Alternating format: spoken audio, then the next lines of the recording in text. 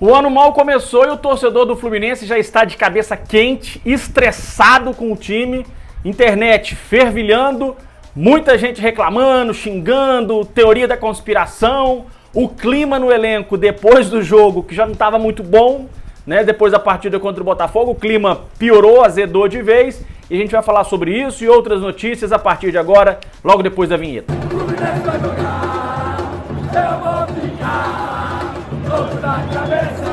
Simbora então começar mais um vídeo aqui no canal Ligados no Flu pra galera tricolor, pro torcedor do Fluminense de todo o Brasil, também espalhado pelo mundo, muita gente de Portugal nos acompanha. Vocês já sabem, eu sou o Rodrigo Dias, sou jornalista e eu gosto de começar com os abraços especiais para aquela galera que deixa o nome da cidade de onde está nos assistindo. Então um abraço pro João Marta de Eunápolis, pro Ilcler de Bom Jardim no Rio de Janeiro, pro Pedro Lípica de Ipanema também no Rio, Gilmar Borges em Cariacica no Espírito Santo, Joaquim Tito Barbosa em Pedra de Guaratiba, Cleide Miglioli de Foz do Iguaçu, falou que a família toda é tricolor, o Paulinho Nascimento de Vila Pavão no Espírito Santo, o Zé Wilson Abreu de Brasília, o Vitor Soares de São Miguel do Guamá no Pará, o Israel Henrique de São Mateus no Espírito Santo, torcida do Fluminense no Espírito Santo é muito grande. E também o Guilherme Chagas de Itaipu, Niterói. Se você não é inscrito,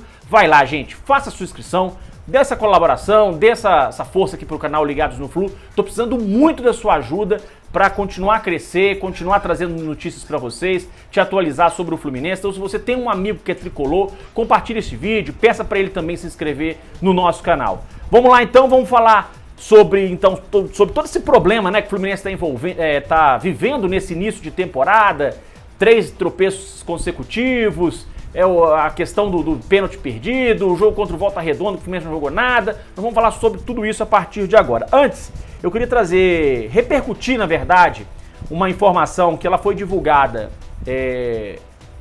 durante a quinta-feira, mas que repercutiu pouco, porque o torcedor do Fluminense repercutiu entre os torcedores do Fluminense, porque o torcedor estava mais preocupado com o jogo contra o Volta Redonda, então a galera não estava muito ligada nesse assunto. Então eu achei importante trazer de novo essa discussão aqui, que diz respeito sobre a Liga Forte Futebol, que o Fluminense é um dos fundadores, o Fluminense é um dos que está ali à frente do movimento, né, dessa liga, que tem uma proposta grande de 4,85 bilhões de reais para receber dinheiro imediato, já, para ontem.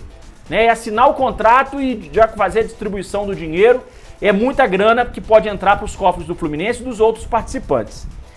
E o Paulo Vinícius Coelho, que hoje está no Portal UOL, estava trabalhando no Grupo Globo, agora está no Portal UOL, trouxe a informação de que 4 equipes da Libra, a Libra é o outro grupo onde está o Flamengo e os grandes de São Paulo, de que Vasco, Botafogo, Cruzeiro e Grêmio estão avaliando a possibilidade de mudar de lado, sair da Libra e passar para o lado onde está o Fluminense, que é a Liga Forte Futebol. Por que isso pode acontecer?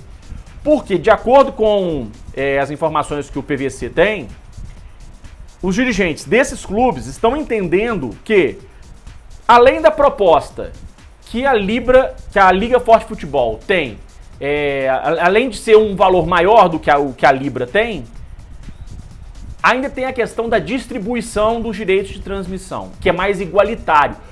A forma como a Liga Forte Futebol, que é a do Fluminense, que o Fluminense participa, pretende distribuir a receita de direitos de transmissão, ela é muito parecida, idêntica à forma como é feito hoje na Inglaterra, na Premier League, que é uma forma mais equilibrada e que não permite que um time ganhe muito mais do que o último. Já a proposta da Libra é o contrário. Ela acaba favorecendo os que vão ganhar mais. Flamengo, Corinthians, que é o modelo que a gente já tem hoje, onde o Flamengo e o Corinthians sempre ganham mais do que os outros. E aí fica difícil competir. Então, Vasco, Botafogo, Cruzeiro e Grêmio, nesse momento, estão avaliando. Pode ser que eles não mudem? Pode. Pode ser que mudem? Pode. Eles estão avaliando. E o torcedor do Fluminense tem que ficar de olho. Porque, além da questão financeira, tem um outro detalhe. A gente corre o risco, se não houver, por exemplo, se os dois lados não chegarem a acordo nenhum, a gente corre um sério risco de ou não ter liga nenhuma, continuar o Campeonato Brasileiro do jeito que tá, e o Flamengo e o Corinthians vão continuar ganhando mais que todo mundo, né, da televisão, ou a gente corre o risco, por exemplo, se não houver acordo, da gente ter duas ligas diferentes. Uma liga onde vai jogar o Flamengo, o Corinthians, o Palmeiras e mais alguns outros, e a outra liga onde está o Fluminense, o Internacional, o Atlético Mineiro, o Fortaleza, e pode ser que ganhe, né, ainda a presença do Vasco, do Botafogo, do Cruzeiro, do Grêmio. Então, esse é um assunto que o torcedor do Fluminense tem que acompanhar de perto, porque diz muito sobre o futuro do futebol brasileiro. A forma como os clubes vão distribuir a receita de televisão, que hoje é injusta, privilegia poucos, né, em detrimento dos outros, e causa um desequilíbrio financeiro entre os clubes. O Brasil deveria ter uma legislação, inclusive, sobre o fair play financeiro, para que uma equipe não gaste, mesmo que ela tenha rios de dinheiro, para que ela não gaste muito mais do que os outros, porque senão não há competição. Não há competição, é um time jogando sozinho e os outros ali disputando migalhas.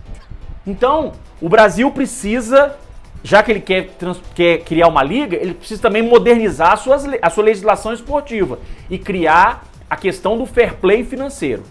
Essa é a minha opinião. Assunto encerrado. Bora falar então sobre esse início aí de crise no Fluminense. Será que estão tendo um início de crise? Vamos saber a partir de agora. Um dia depois da derrota para o Volta Redonda, o torcedor do Fluminense continua revoltado com a atuação do time, ou com as atuações do time nos últimos jogos, porque desde o início do ano, o Fluminense não vem apresentando aquele futebol vistoso, que conquistou o torcedor, que conquistou a imprensa, que recebeu elogios até dos adversários. Até agora não é sombra do mesmo Fluminense, é o mesmo time, porém o futebol ficou em 2022. E o torcedor se pergunta, o que está acontecendo? E algumas perguntas a gente precisa de respostas. Uma delas é a questão das férias, de 50 dias. Eu já trouxe isso aqui no meu outro vídeo. 50 dias de férias, pra quê?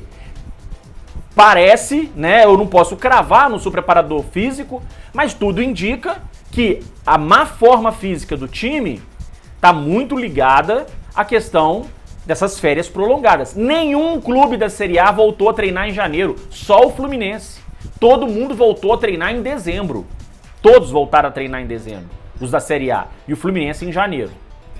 Os jogadores que foram contratados, como o caso, por exemplo, do Jorge, né, chegaram com a forma física extremamente questionável. Essa é uma questão que tem que ser abordada. Outra, o Isaac. Vocês notaram que o Isaac não foi relacionado para o jogo contra o Botafogo, não foi relacionado para o jogo contra o Volta Redonda, e o Isaac vinha sendo um dos jogadores mais elogiados, né, da Copa São Paulo.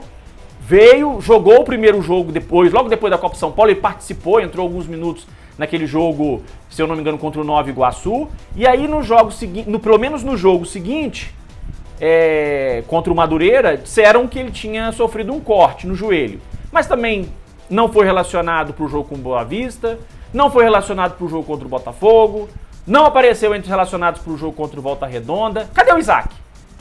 Cadê o Isaac? Por quê? Ninguém deu explicação, ninguém cobra, ninguém questiona. O menino não estava voando? Por que o Isaac não voltou a ser relacionado? Se ele está contundido, ok. É só o Fluminense vir a público e dizer, olha, o Isaac não foi relacionado por isso, por isso, por isso. Eu não vi. Além dessa questão de que ele tinha sofrido um corte no joelho, eu não vi mais nenhuma informação envolvendo esse garoto, que é muito bom de bola. Outra coisa, a lateral esquerda. O Fluminense trouxe o Jorge, fora de forma, que não teve quase oportunidade nenhuma no Palmeiras, que há muito tempo não joga no mesmo nível que ele jogou lá no início da carreira. Mesmo assim o Fluminense quis trazer, e o Fluminense perdeu, por exemplo, oportunidades de contratar o Reinaldo, perdeu a oportunidade de contratar o Juninho Capixaba, que foi pro Bragantino. Enfim, o Fluminense não trouxe lateral esquerdo além do Jorge. Havia necessidade, outra questão, havia necessidade de gastar a fortuna que se gastou com o Guga, que era reserva no Atlético, sendo que o Fluminense já tinha um lateral direito bom? O problema não é trazer o Guga, o problema é a mesma história do Cris Silva, é trazer o Guga por um valor altíssimo, sendo que ele vem para ser reserva. Outra questão, o Alexander, que está jogando muita bola na Seleção Brasileira Sub-20, quando ele voltar, o Diniz pretende usá-lo como lateral esquerdo, porque o Fluminense não contratou um jogador realmente para ser titular da lateral esquerda. O Fluminense contratou o Jorge achando que ele ia ser lateral esquerdo. Para o Jorge ser titular da lateral esquerda do Fluminense, ele tem que melhorar muito fisicamente, mas muito, muito. Então quem que o Fluminense vai colocar? É o Alexander? Então vai desperdiçar o talento do Alexander, que poderia jogar de segundo volante no lugar do Martinelli, que muita gente questiona, ao lado do André, Alexander e André no meio de campo, e vai pegar o menino e vai colocar ele lá na lateral esquerda improvisada. É isso mesmo? É isso mesmo?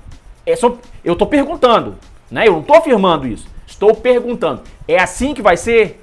Alguém tem que explicar. O jornalista, o Thiago Lima, do Portal GE, trouxe agora há pouco que o clima está muito pesado depois da derrota para o Volta Redonda.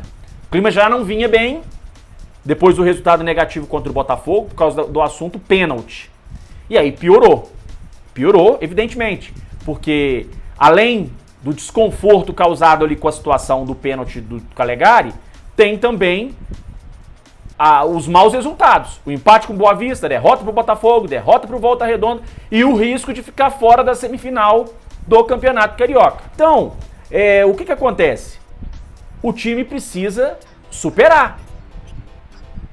O jogo do Botafogo já era, já foi. O jogo contra o Volta Redonda já foi, não volta. Então, é focar nos treinamentos, é focar na recuperação física dos atletas, é focar na volta do entrosamento, né? E voltar a jogar com o espírito vencedor, com gana, com brio, com vontade, com o espírito de que eu vou ganhar, eu posso ganhar. Porque senão, daqui a pouco a Libertadores está aí, ó, batendo na porta aí, ó, e o time tá desse jeito. Libertadores é em abril, faltam 2 meses ainda. Dá tempo de se recuperar. E diretoria, dá tempo ainda de contratar. O Fluminense, esse time precisa ainda de reforços. Para o ataque, para a lateral esquerda, para o meio de campo, o Fluminense ainda precisa de reforços. Ainda dá tempo de voltar lá no Vina, lá, ó, e chamar ele. Dá tempo. Dá tempo. Ia encaixar como uma luva aí no time. Dá tempo de trazer um atacante de área. Alguém para ser reserva, para ser sombra do Germancano, que não tá bem. Dá tempo de trazer um atacante de lado de campo. Dá tempo. Faltam 2 meses para Libertadores. Então, pessoal, vamos acordar. Não tem nada perdido, não tem nada, né, de desespero, o ano tá só começando, beleza. Mas os problemas precisam ser corrigidos enquanto dá tempo, ok? Meus amigos, um grande abraço a todos, tamo junto, te espero no próximo vídeo. Até mais!